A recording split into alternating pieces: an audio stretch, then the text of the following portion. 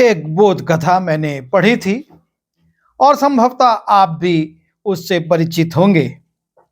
एक बंदर एक लोटे में चने को देखता है और उस चने को निकालने के लिए वो अपना हाथ उस लोटे में डालकर चनों को अपनी मुट्ठी में ले लेता है। और जब वो अपना हाथ निकालना चाहता है तो मुट्ठी बंद होने के कारण वो हाथ लोटे में फंस जाता है और निकाल नहीं पाता। वो बहुत कोशिश करता है कि उसका हाथ निकल जाए, पर चूंकि हाथ में चने हैं, मुट्ठी बंद है और वो बाहर नहीं निकाल पाता। यदि वो चना छोड़ता है तब तो वो उस बंधन से मुक्त हो सकता है, और यदि वो चने की लालच करता है तो उसका हाथ उसी में फंसा रह जाता है।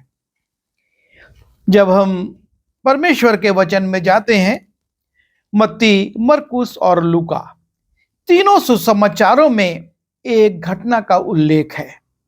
मत्ती रचित सुसमाचार उसके 19वें अध्याय के 16वें पद से 22वें पद में, मरकुस उसके 10वें अध्याय 17वें पद से 22वें पद में, और लूका 18वां अध्याय 18वें पद से 23वें पद में एक व्यक्ति है जो कि यीशु मसीह के पास आता है। और इस व्यक्ति में हम यहाँ पर जब पढ़ते हैं मरकुस रचित सुसमाचार उसके 10वें अध्याय के 17वें पद में कई विशेषताएं उसकी नजर आती हैं। और जब वो निकलकर मार्ग में जाता था तो एक मनुष्य उसके पास दौड़ता हुआ आया और उसके आगे घुटने टेक कर उससे पूछा, हे उत्तम गुरु, अनंत जीवन का अधिकारी होने के लिए मैं क्या करूं? एक व्यक्ति दौड़ता हुआ चला आ रहा है। वो धीरे धीरे नहीं आ रहा, या अचानक यीशु मसीह से उसकी मुलाकात नहीं हो गई, लेकिन वो दौड़ते हुए यीशु मसीह के पास आ रहा है। वो आलसी नहीं है, वो सुस्त नहीं है, पर वो चैतन्य है और जल्द से जल्द यीशु मसीह से भेंट करना चाहता है। जैसा कि पौलुस कहता है कि मैं निशाने की ओर तेजी से दौड़ा चला जाता हूं, और इस व्यक्ति का निशाना यीशु मसीह है कि मैं यीशु मसीह के पास जल्द से जल्द पहुंचूं और उससे अपने मन की बात कहूं। और तब हम देखते हैं कि वो यीशु मसीह के पास ना सिर्फ दौड़ता हुआ आता है, लेकिन लिखा है कि उसके आगे घुटने टेक कर उससे पूछा। यीशु मसीह मार्ग में चले जा रहे हैं। उस समय में कोई कंक्रीट की दूसरी सड़क जो कि बनाई जाती हैं नहीं थी, कच्चा मार्ग था। और उस धूल भरे मार्ग में वो यीशु के पास आता है और मार्ग में ही उसके आगे घुटने टेक कर उससे पूछता है। अर्थात ना सिर्फ ये व्यक्ति चैतन्य होकर आ रहा है, दौड़ते हुए होकर आ रहा है, लेकिन इसमें विनम्रता है। और वो विनम्र होकर यीशु के सामने ना सिर्फ झुकता है, लेकिन घुटने टेकता है। वो ये नहीं सोचता कि आसपास की भीड़ उसको देख रही है, वो कैसे इस पथ पर घुटने टेके, उसके कपड़े गंदे हो जाएंगे, उन सब बातों से उसको मतलब नहीं है। वो यीशु मसीह के सामने बड़ी विनम्रता के साथ झुकता है, घुटने टेकता है, और तब उससे एक सवाल करता है। कहता है यीशु मसीह को, हे उत्तम गुरु। यीशु मसीह को वो उत्तम गुरु कहता है। और यीशु मसीह उससे कहते हैं, यीशु ने उससे कहा, तू मुझे उत्तम क्यों कहता है? कोई उत्तम नहीं, केवल एक, अर्थात परमेश्वर। यीशु मसीह उस पर प्रकट करते हैं, तू जो मुझको पदवी दे रहा है वो तो परमेश्वर की है। और सच्चाई यही है कि ये व्यक्ति यीशु मसीह को परमेश्वर सा आदर देता है, जिसके योग्य यीशु है, और वो उसको कहता है, हे उत्तम गुरु। बहुत से संबोधन हो सकते हैं। यीशु मसीह को कोई भविष्यवक्ता और यीशु मसीह को कोई आश्चर्य कर्म करने वाला, और कुछ लोग तो उसे भरमाने वाला भी कहते थे।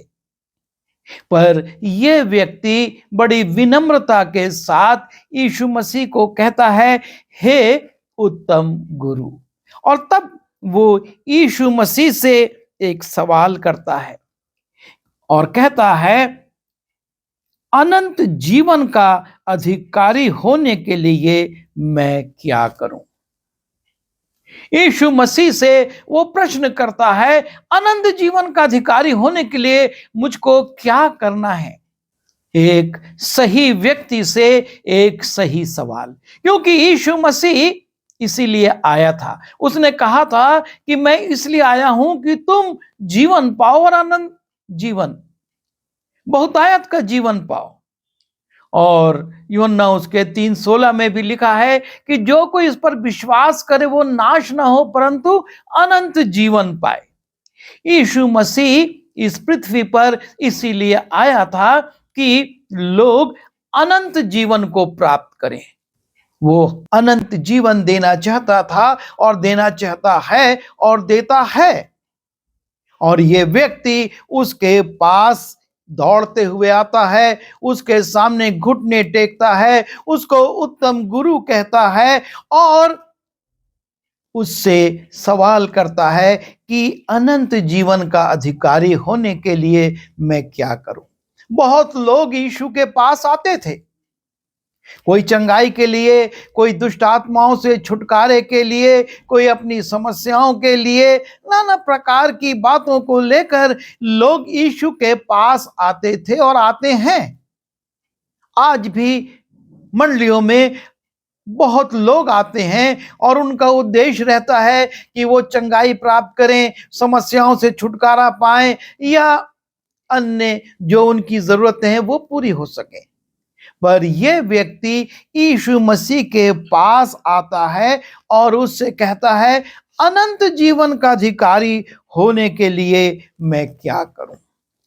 और इस व्यक्ति की पांचवी खासियत यह है कि वो यीशु से कहता है कि परमेश्वर की व्यवस्था को, जब हम मरकुस उसके 10वें अध्याय के 20वें पद में जाते हैं, वो यीशु से कहता है, उसने उससे कहा, हे गुरु, इन सब को मैं लड़कपन से मानता आया हूं। जब यीशु मसीह उससे कहते हैं कि तू व्यवस्था का पालन कर, वो कहता है मैं इन बातों को लड़कपन से, बचपन से मानता आया हूं। अर्थात वो एक अच्छा जीवन जीने वाला व्यक्ति था। उसके जीवन में परमेश्वर का भय था और वो परमेश्वर की व्यवस्था के अनुसार आचरण भी करता था, चलता भी था। यदि वो झूठ बोलता तो यीशु तो मन का जांचने वाला परमेश्वर है और वो तुरंत उसको बता देता कि तू यहां पर व्यवस्था के विरुद्ध जा रहा है। पर लिखा है, जब वो ये बात उससे कहता है कि मैं ये बातें लड़कपन से मानता आ रहा हूं, यीशु मसीह उस पर दृष्टि करके उससे प्रेम करते हैं। 21वें पद में लिखा है, यीशु ने उस पर दृष्टि करके उससे प्रेम किया।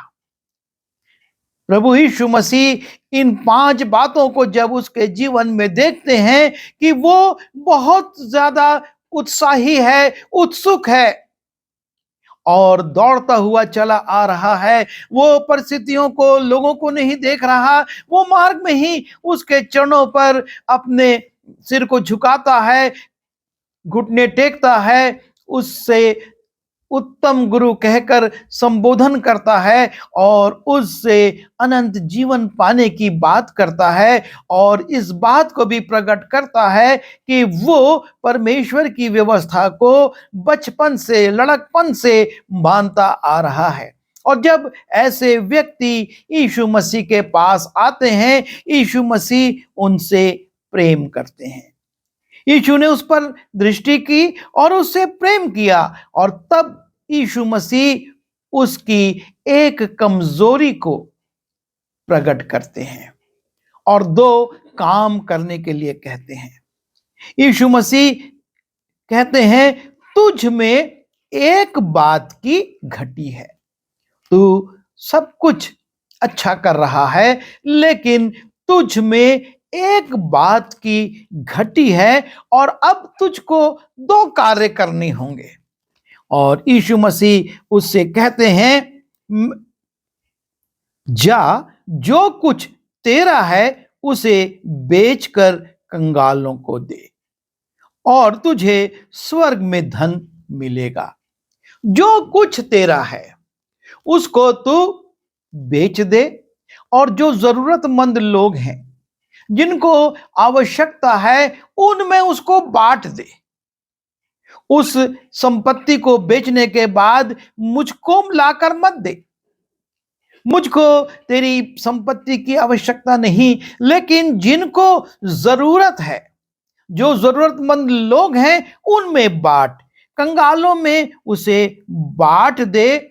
और उसके बाद एक कार्य और करना है, और वो है, और आकर मेरे पीछे हो ले। संसार में जब हम समाचार पत्रों को देखते हैं, न्यूज़ देखते हैं, टीवी चैनलों पर देखते हैं, बहुत से लोगों के बारे में हम देखते हैं कि उन्होंने अपनी संपत्ति, लाखों करोड़ों अरबों की संपत्ति दान कर दी, बांट दी, ट्रस्ट में डाल दी कि लोगों की सहायता हो। लेकिन संपत्ति को बांट देना पर्याप्त नहीं है। उसका दूसरा चरण यह है कि यीशु मसीह के पीछे हो लेना। यह बहुत जरूरी है कि व्यक्ति प्रभु यीशु मसीह के पीछे हो ले। जब यीशु मसीह ने पतरस और अंद्रयास को बुलाया, मैं तुम्हें मनुष्यों का मछुआ बनाऊंगा, और वो अपने नाव को, अपने जालों को, अपने मछली पकड़ने के साधनों को, सबको छोड़कर यीशु के पीछे हो लिए। जब यूहन्ना और याकूब को बुलाया, उन्होंने भी अपने पिता, सेवकों और सबको छोड़ा और यीशु के पीछे हो लिए। जब मत्ती से उन्होंने कहा मेरे पीछे हो ले, मत्ती भी चुंगी लेने वाले की गद्दी पर बैठा हुआ था और उसने तुरंत उस स्थान को छोड़ा और यीशु के पीछे हो लिया। और जब दमिश्क के मार्ग में प्रभु यीशु मसीह ने पौलुस को दर्शन दिया और कहा, हे शाऊल तू मुझे क्यों सताता है? और जब यीशु मसीह उस पर प्रकट करते हैं, वो अपने पद को, अपने अधिकारों को, हर एक चीज को छोड़कर यीशु के पीछे हो लेता है। यीशु मसीह ने इस व्यक्ति से भी कोई नई बात नहीं कही थी कि अपनी संपत्ति को कंगालों में बांट और मेरे पीछे हो ले, क्योंकि यीशु मसीह के पीछे हो लेने की शर्त यही है कि पहले हम अपना छोड़ें, जिसको हम पर घमंड करते हैं, जिसको हम अपना कहते हैं, जो हमारी योग्यताओं का अर्जन है, उसको हम छोड़ें और तब यीशु मसीह के पीछे हो लें। इस बात से उसके चेहरे पर उदासी छा गई और वो शोक करता हुआ चला गया, क्योंकि वो बहुत धनी था। ये व्यक्ति जो कि बड़ा उत्साहित था अनंत जीवन के लिए, उसका अधिकार पाने के लिए, जो यीशु मसीह के सामने झुकता है, उसको उत्तम गुरु कहता है और उससे अनंत जीवन के लिए पूछता है, जिसने एक अच्छा जीवन जिया था। लेकिन जब यीशु मसीह कहते हैं कि अपना सब कुछ बेचकर कंगालों में बांटकर मेरे पीछे हो ले, तब वो अपने धन को छोड़ नहीं पाता और वो अपने धन को ना छोड़कर यीशु को छोड़ देता है। वो यीशु से जैसे आया था वैसे ही वहां से वापस चला जाता है। उसको यीशु से कुछ प्राप्त नहीं हो पाता है और आज भी यही परिस्थितियां हैं। प्रभु यीशु मसीह की मांग आज भी यही है कि तू अपना सब कुछ छोड़कर मेरे पीछे हो ले। पर कितने लोग हैं जो अपने संसारिक मित्रों को छोड़ नहीं पाते हैं। उन मित्रों के साथ जो उनके संबंध हैं, उनसे वो अलग नहीं हो पाते और वो यीशु से अलग हो जाते हैं। कितने लोग हैं जो अपने पदों, योग्यताओं और अधिकारों और नाना प्रकार की संसारिक उपलब्धियों को छोड़ नहीं पाते और यीशु से अलग हो जाते हैं। कितने लोग अपने संसारिक धन को, अपने वैभव को और अपने सुख विलास को, सुख सुविधा के साधनों को छोड़ नहीं पाते हैं और वो यीशु से अलग हो जाते हैं। कितने चेले यीशु से अलग हो गए जब यीशु ने कहा, मेरा लहू वास्तव में पीने की वस्तु और मेरा मांस वास्तव में खाने की वस्तु है। वो इस बात को स्वीकार नहीं कर पाते और यीशु को छोड़कर चले जाते हैं। आज हम इस बात पर विचार करें। हम बहुत अच्छा जीवन जी रहे हैं। हम यीशु को जानते हैं। हम यीशु के पास आए हैं। हम यीशु को दंडवत करते हैं, उसके सामने घुटने टेकते हैं, उसको उत्तम गुरु कहते हैं, परमेश्वर की आज्ञाओं का पालन करते हैं। लेकिन जो संसारिक आकर्षण है, जो संसारिक चीजें हैं, उनको हम छोड़ नहीं पाते और इसलिए हम यीशु के पीछे हो नहीं पाते। क्योंकि यीशु मसीह ने साफ कहा, कोई व्यक्ति दो स्वामियों की सेवा नहीं कर सकता है। हम संसारिक चीजों की, संसारिक धन की, संसारिक पदों की, संसारिक उपलब्धियों की और साथ में यीशु की, दोनों की सेवा नहीं कर सकते। हमको एक चुनना होगा और बड़ा दुखद लगता है कि इस व्यक्ति ने संसारिक धन को चुना और यीशु को छोड़ दिया। हम अपने जीवनों का विश्लेषण करें, हम अपने जीवनों पर विचार करें। आज कहीं हम इसी पात्र के समान अपने जीवन में उन उपलब्धियों को लेकर चल रहे हैं और यीशु से अलग हो गए हैं। प्रभु हमारी सहायता करे कि हम अपने जीवन में संसारिक बातों को छोड़ें, आत्मिक बातों के लिए संसारिक चीजों का त्याग करें और अनंत जीवन को प्राप्त कर सकें। दुआ करें। प्रभु जी हमारी सहायता करिए कि संसार की चीजें तो बहुत आकर्षक हैं, सुखमय हैं और हमको बहुत आदर मान देती हैं, लेकिन इन तत्कालिक वस्तुओं को हम त्याग कर आपके पीछे हो सकें ताकि वो मुकुट पाए जो कभी मुरझाने का नहीं, उस स्थान पर रहें जहां पर कभी समाप्त नहीं होता, अनंत काल का जीवन हम प्राप्त कर सकें। हम सबकी सहायता करिए ताकि इस वर्ष में हम इन संसारिक बातों को छोड़कर आपके पीछे हो सकें। विनती यीशु मसीह के नाम से मांगते हैं, आमीन।